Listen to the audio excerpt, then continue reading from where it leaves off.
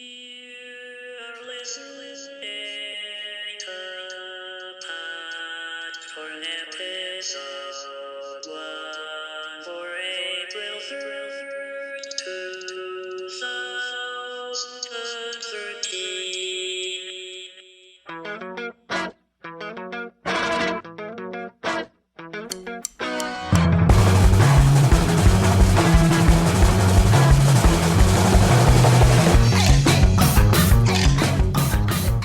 Hey, break out the popcorn. It's Amy and Brandon. This is our first of our podcasts we did a whole bunch twice. There were two phases, right? We did a bunch when we were doing a Kickstarter. Kickstarter, yeah. We did a bunch more that were just kind of more informal that we posted to Tumblr. But this is the first of our downloadable. And a little more polished podcasts That's right. with help thanks to Chris Robinson. Yeah, Chris Robinson is going to be producing these, and the super talented Amy Reeder. And the awesome writer, Brandon Montclair. You're more talented than I am awesome, but Thank it's you. close. Well, sure. We figure for an intro we should get to know, have you guys get to know us, right? Yeah, So, what is the secret origin of Amy Reeder? The secret Comic book origin. artist and comic book writer. My secret origin is high school teacher. I mean, I actually didn't even end up getting a job as a high school teacher. I was trying, but yeah, I was gonna teach social studies. Decided that I could learn how to draw if I tried, and I got into it through the manga side of things and started reading manga, and I saw that there was this contest book for Americans to draw in that style, and the top 10 are compiled into a book, and I was like, interesting. Yeah, Amy's unusual that you weren't a fan of comics your whole life. I mean, there's a lot of... No, not at all. Yeah. You know, it's unusual for anybody working in comics, but even female creators. I mean, you think it's more of a male-driven type of thing, but a lot of the female creators, I think, were always fans. And it was after... Or at least they would read here and there, right? Sure. You never read anything. You must have read the Sunday Funnies, though, or something, you know? I guess. What, like Kathy? Yeah, like Kathy. I read some Kathy. Yeah? Yeah. Would you? Which is so funny. Oh, I would. Yeah. You got into comics after college and reading manga. I mean, you were in your early 20s. And you became a fan and an aspiring professional. But I wasn't even, like, a serious fan compared to the anime manga fans, too. Like, they all knew stuff that I didn't know. So I was never... I never think of myself as, like, a super-duper fan. You know what I mean? Mm-hmm.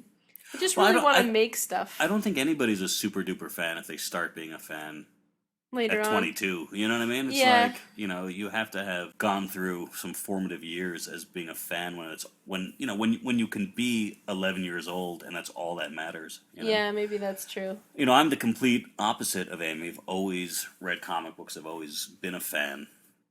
You know, it was 7th grade. So how old are you in 7th grade? How old is one in 7th grade? 12? 12, yeah. Yeah, so I was actually selling comics at conventions starting at... Yeah, so cool. Yeah, I was so cool. It was That's unbelievable. pretty cool. No, comics, shows in New York City. There used to be the Great Eastern Conventions, and occasionally creation conventions would roll in and a couple of other things. And, in 7th and 8th grade and throughout high school, I would be selling, buying and selling comic books and being a big fan. So, for me, it's been in my life forever. You even got to interact with some pretty big names for a long time before you ever really did anything in comics, right? Like, didn't you talk a lot to, well, great, now I can't think of names, but... Well, no. I was a fan of stuff. I mean, you certainly meet a lot of pros at different conventions. You talked to Kaluta, right? A little bit, yeah. And at 19, I opened up a comic book shop, which was Alternate Realities in Scarsdale. It had existed. This was towards the mid '90s, and when the market was crashing, so it was kind of going out of business, and I was able to kind of get involved in it and work there for a few years. But even through this, through this store, you'd have signings and different interactions with professionals. And then a few years after that, I had a circumstance where I was married and going to move to California. And we did that, and I got onto the publishing side at Tokyo Pop. So that's where Amy and I first intersected. Yeah. I was kind of one of the people in charge of that amateur competition. And obviously to this day, remember Amy's entry as a standout. I mean, there were some that were more polished, but there was so much potential in yours. And yours was still very good. It was one of the more polished ones. Yeah. In some ways, yeah. It was Yeah. finished better than some, but then it was... Right. My point was it wasn't the best at the time. No. Nor was it the worst.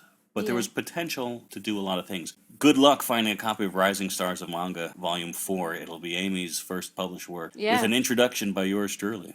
So, Yeah, yeah. And you were the one who gave me the call when I made it into the book. That was pretty cool. So that's the first time we ever talked. That's it. And, Amy stuck around and did a book for Tokyo Pop. I actually wrote a book for Tokyo Pop also. You did Fool's Gold, you created your own thing. Mm-hmm. Did 2 volumes of that. Right. I did 1 volume of a book called Private School. Private School. And then moved on to DC. I was working in editorial still. When I got the job at Tokyo Pop kind of on a lark, but moving back to New York, which is where I'm from, got a job at DC Comics, working for Bob Schreck in the Bat offices on special projects, working on All-Star books, All-Star Superman, All-Star Batman, and then moved with him up to Vertigo, where our paths cross again, don't they? Yeah, it's kind of interesting telling this. I thought it would be just like one and then the other, but it's true. Like our paths do cross, and they are very interrelated, so that works out. Yeah, so Brandon really wanted to work with me over at Vertigo, and basically sold everybody on my art. Got Bob Schreck into it and Karen Berger, and eventually got Matt Wagner so that he would want to do a project with me. So it was a really good situation where I was well liked for who I was, and it was a really good introduction into the American comics thing. But for me, it was very overwhelming. I mean, that's part of why I'm so, you'll find that I'm not very well read with comics, because I didn't really start getting into the American side of comics until I was getting jobs, and so I have a lot of catching up to do, that's for sure. Sure, and that book was Madame Xanadu. Yes, yes. Which ran for 29 issues. You did half of them, and you were the defining artist, if there was any, of the new Madame Xanadu. Got a lot of well-deserved accolades for it. It was nominated for Best New Series, the Eisner. Amy was nominated for Best Artist and Best Cover Artist. Best Cover Artist having done a grand total of maybe 10 professional covers in her entire life. Yeah, I think it was even less. It was really a strange nomination to get, but I'll take it. Yeah, no, absolutely. An interesting thing that we don't often talk about, but she has since returned, was before it was Madame Xanadu, we were toying around with the idea of an Amethyst revival. Right, yeah. She's now back in the new 52. Yeah, reinstate her. Yeah, get people to go. That was almost Amy's first project. Which is really ironic, because since they started that, everybody kept saying, I want you to draw Amethyst, and I'm like, this is so weird, I wish I had, back in the day, but it was near and dear to Karen Berger, so she wasn't ready to let go of it yet. Not back then. No. Can we say who was going to write it? It was going to be Anderson Gabrick. Yeah. Who wrote a lot of things. Last thing he wrote for Vertigo was one of the crime, what's it called, Noir? Vertigo Noir? I thought it was Vertigo just Vertigo Crime, yeah. Called Fogtown. He did an Omega Men series that I edited. Yeah, that was crazy. I loved that book. It was crazy. It had Henry Flint as the artist. He did a lot of Batman, a lot of different little things of Batman. Yeah. And Batgirl. Henry Flint? No, Anderson. Oh, Anderson. Okay. Yeah. So anyway. So then I stick at Vertigo, or did I leave? Was I when you started Batwoman? I guess I was. You were already gone. You left partway through Madame Xanadu, Broken House of Cards. So the third arc of Madame Xanadu. Your second arc. My second, right. Yeah. Which was a bummer. It was nice to have you there. By then, Bob Schreck wasn't there anymore either. That's right. I was working for directly for Karen and also Shelley Bond in a way, and kind of handed it off. And I love editing. Hope to edit again. I say that a million times, but it was time to move on. I left on good terms and try to explore some freelance writing. Mm-hmm. While I was doing that, Amy was very quickly snapped up by the DCU to do Batwoman. Mm-hmm. Yes. And Supergirl covers. Mm-hmm. And I did that for a while. Right. Didn't last, but No, that wasn't a match made in heaven, but you got a lot of good stuff out of it before everyone had to go their separate ways. I did. I still think it's worth it, Yeah, I was doing it. I don't know if this was at the exact same time, but I would be working on Fearsome 4 at that point for Marvel, a book called Chaos King that I did a one-shot for, Little Odds and Ends Hulk story with Simon Bisley. I think that covers the Marvel work. Yeah, that was during the same time for sure. Sure, and then... Pretty cool. You're done with not Madame Xanadu. You're done with Batwoman. And that's when I really... I mean... I had nothing better to do. No? No. So I don't know, like we decided to team up and we did Halloween Eve together. We sure did. An image book. We started it with a Kickstarter, and that was successful, and yeah, no, it was really good. I mean, we'd been wanting to work together for a long time, so it made sense, you know, and we had a good situation figured out between us, and I really just wanted to be in a place where I could be happy. So working with a friend, doing more of the art chores just sounded like a good place for me to be. We didn't know if it would work. By doing more art chores, you said you mean that you would ink and color your own stuff, and that I always felt would work, and I'm sure you felt would work also. We didn't know if we could collaborate together as a writer and artist, though. But what was there an anxiety? Because we get along. We can, we're doing our podcast. Anxiety. Right? I mean, I think like originally I had told you, I wish that scripts were written such and such way, and you wanted to give it a try and realized that you couldn't. But... Yeah, Amy has like a really strange fantasy about how a script should be written, and I was all game for it, but I just couldn't make it happen. Where it wasn't like a full script, obviously, but it wasn't plot either. It was like all the final dialogue. It's just prose. Well, like art direction that would be a plot, but then final dialogue just not applied to any panels, right? So I mean, it's like I said, I understand the appeal and tried to do it. I couldn't wrap my head around it. You know, but it worked out. I think Halloween Eve worked out great. Yeah. We did a Kickstarter. Yep. That was a whole world of stuff that you do there. It's not just, hey, you put it out there and then it gets done. Work.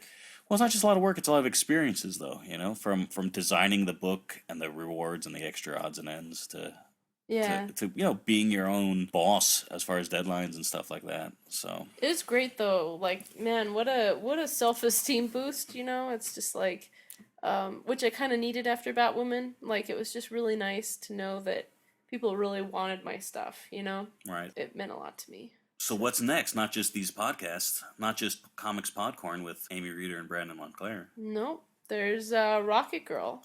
Yeah, Rocket Girl, they just leaked the information on Bleeding Cool that was not intended.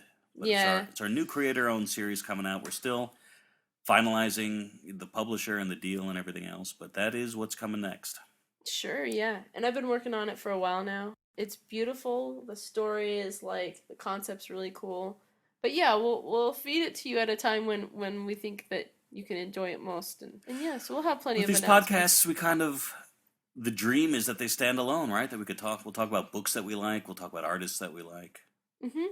Well, and we just kind of feel like the reason why we're doing this is we figure it's nice to have a creator's perspective in podcasts, you know, and there's not a whole lot of that. And so we just thought that we'd provide that. We have plenty of opinions. We like to hear ourselves talk. Yeah, right? So hopefully everyone else will like to hear us talk. Yeah, we'll see about that. Yeah, it's the risk. It's the risk you run, right? Where it's like, these two people just love talking about themselves. It's true. I've heard those such podcasts, and it's like super self-indulgent.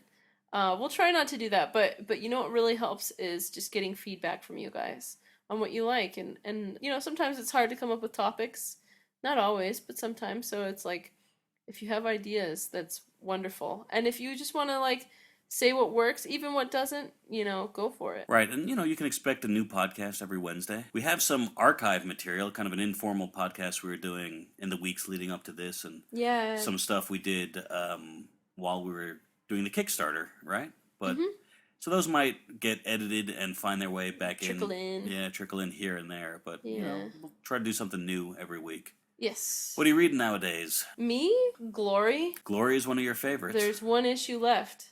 I'm really excited about it. I've been meaning to tweet about it. I just, if you, I should say, like, if you started reading it, but then didn't continue or something, it really, like, picks up starting in the third issue, and it just keeps, like, getting better and better.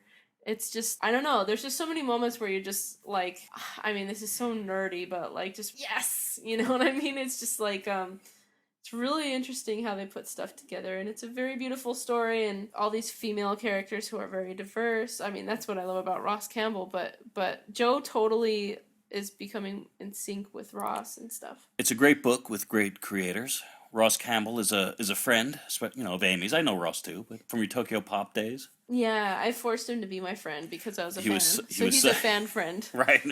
I'm a fan friend. You're working on Frank Whiteley's too to be. Yeah, I know, it's so bad. But there's certain people whose stuff I admire so much that, like, I want to figure out who they are. Like, what kind of person would make this stuff? And be their friend. And then you know, like, it kind of like, well, the bonus is that they seem to think that I'm a cool person to be around. I don't think they're just being nice, which is just like unbelievably exciting. But yeah, so Well, I mean, whenever I see, they also enjoy. I mean, I know for a fact Frank Whiteley is a big fan of your art. he says nice things. It's crazy. So it's, I mean, maybe it makes sense. Like, if somebody's tastes are in line with mine, then maybe vice versa or something. Sure, sure. But yeah, so yeah, I'm working on becoming Frank Whiteley's best friend too. Yeah. But but yeah, no, Ross is amazing. So I'll probably talk him up. Like, No, and every like I said, you guys podcast. go back. And Joe Keating, we have, the small world of comics. Joe Keating very much helped us to bring Halloween Eve to Image Comics. Yeah, It had to be done really had it quick. in. We had to cut a lot of corners because Amy was basically like, let's get this. It had to be out by Halloween, obviously, right? And Yeah. it had to get in there. We did not have a lot of time to go through any kind of approval process or, Yeah. solicitations and everything else. But Joe got us right in touch with head honcho Eric Stevenson, who then was opened up all the doors that needed to be opened quick. But, Yeah. Halloween Eve owes a debt to Joe Keating for sure. yeah. But even if it didn't, Glory is still a good book. It's amazing. So yeah, that's what I've been reading lately. Another book I'm reading that's great, which is, like Glory, a book that everyone loves, and I know you're reading it too, is Saga. Oh yes, I am. It's great. I mean, I always enjoy Brian K. Vaughan stuff. This is definitely up my alley. I like space. I like the way that he tells things in space. It's the How soon the creations until of the characters are really cool. Amy Reeder and Brian K. Vaughan are best friends? Oh, I don't know. He's a really big deal. Well, Frank Wiley's a really big deal. Yeah, he is. That's true. I One don't ca- know though. Brian K. Vaughan's like a real I see. he like anything he does just like explodes. Like people are really eager for Frank Whiteley too. I would say that maybe I'm wrong, but it seems like when you're a big deal writer, it's bigger than being a big deal artist. If that makes any sense. And if you're a writer artist, then you're like a crazy big deal. Yeah, well, writers can do more stuff, so maybe it's just a product of they're out there more. Not that Brian K. Vaughan does a lot, so maybe maybe that's a bad. I don't know. I think they get a lot of credit for the story. So Who is more important, the artist or the writer? well, I think it's the artist. I actually agree. So Yeah. I Of mean, course. like, they just write. I could make a comic whenever I want. They Well- can't make a comic without an artist. I could draw my own comic. Okay, then do it. I've never seen you do it. I've never seen. Well, I have seen you write. Yeah, a book. exactly. Well, what do you got me sticking around for? Because it's good to have a friend. Yeah, I don't know. And you came up with this really awesome story. That's really the biggest reason. Well, that's what a writer does, isn't it? Yeah, but it's specifically to this story that I really want to do. But I More have than to. your own stories. Yeah, right now I think it's the best one, better than mine. So. Best ever, maybe? Maybe the best story ever? Oh, it's the best one I've ever done. That's for sure. No, I mean that anyone's ever done. The best one that anyone's ever done. Right. Yeah. No, in defense of artists, I mean, there's also a time factor, as we're saying, an artist can do, if they're lucky, one book a month, not even a project a year, right? Yeah. Writers can be working on a couple of different things, but, Yeah. it's a visual medium, and I don't get too big an ego about it. Sometimes you say my ego should be bigger, Yeah, it should. but, Cause I mean, that's what sells. Like, you got to talk yourself up if you're a writer. It's all about talking online and being like, me. yeah, but I mean, I think you get the best. I think as a writer, if the book wins at the end of the day, and the book has to be as good as it is, it helps to write for your artist, Oh, yeah. and to do that, you have to realize that the artist comes first. Yeah. I mean, obviously I'm going to agree. Well, yeah, sure. But yeah, so I don't know. I hope you guys give us a listen. Yeah, we'll talk about books that are old, books that are new. No, next time we're going to be talking about. Me being a female in comics and what that's like. Hopefully, we'll come at it from a little bit of a different angle, though. I mean, one of the things that I say a lot when I was doing portfolio reviews as an editor is ask other people, right? Because there's no one way to write or draw or do anything. I think there's no Yeah. one experience of female creators, Yeah, so I'll do it definitely from the angle of this is how my experience is. Yeah, and it's not even that you want to be speaking for other people or make broad statements. It's literally true, I think. I think if you It's you very can certainly draw conclusions and you can see opportunities and you can see, unfortunately, problems Mhm. in the patterns that arise. But I think to get an understanding of anything, it's like, all you can do is get a little piece, a little anecdote, one at a time. Yeah. So next week we'll talk about that, and we've got a lot down the line, but like I said, let us know what you want to hear. And after the week, while this is, episode 3 will be a review. We're going to talk about Sandman number 9, the first appearance of Death. Awesome. Yeah. So a whole lot of Podcorn coming up. Yeah. Comics Podcorn with Brandon Montclair and Amy Reeder. Where can they find us, Amy? Let's see. So B Montclair is Brandon's ID through Tumblr and Twitter. Mine is Amy Reeder. And on Facebook, I go by Amy Reeder Comics / so you go to Amy Reeder Comics. Sure. Just find the one with 3,000 likes, and that's the official Facebook page, right? Mm-hmm. That's how I always do it, because there's a few Amy Reeders, Yeah. So, so just follow us, and you'll know as soon as there's a new one uploaded. That's it. And a shout out to our producer, Chris Robinson. Yes, he's the best. So, big thanks to him. He's always tooling around in comics also, not just goofing around on our podcast. So check his stuff out. You can start with Twitter, which is @Chris Robinson. Yeah. Just a really helpful guy who just cares about stuff, and that's that's our philosophy too, is it matters most that, you care and want to take a part in comics. We definitely care, Amy and I. Hope that you care too. Spread the word, share the podcast, right? Yes, please. Any final words, Amy? No, I'm good. I'm really bad at ending these things, and Brandon always wants to put me on the spot, but I'm not taking it today. I think I've already succeeded. Oh. I think you've been put on the spot. Okay. Bye, guys.